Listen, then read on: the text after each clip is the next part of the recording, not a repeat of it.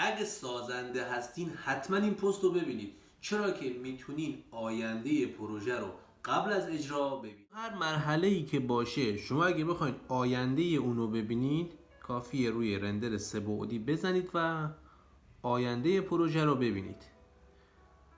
بذارید برم توی بخش دیگه، برم تو فاز اجرایی. مثلا میخوایم ببینیم که در آینده پروژه این قسمت چه شکلی میشه. میریم رو رندر 3 بعدی و میبینیم که خروجیش میشه این. دوباره میرم رو فاز اجرایی و یه بخش دیگه، مثلا این بخش میخوایم ببینیم در آینده اینجا چه شکلی میشه. رندر 3 بعدی و تمام. تکنولوژی میگیم تور مجازی که شما با استفاده از یک لینک به هر شخصی میتونین پروژهتون رو به صورت آنلاین بازدید بدید و اگه سازنده هستین میخواین از این تکنولوژی استفاده کنید کافیه کلمه تور مجازی رو اینجا کامنت کنید و شرایط و اطلاعاتش واسهتون دایرکت میشه.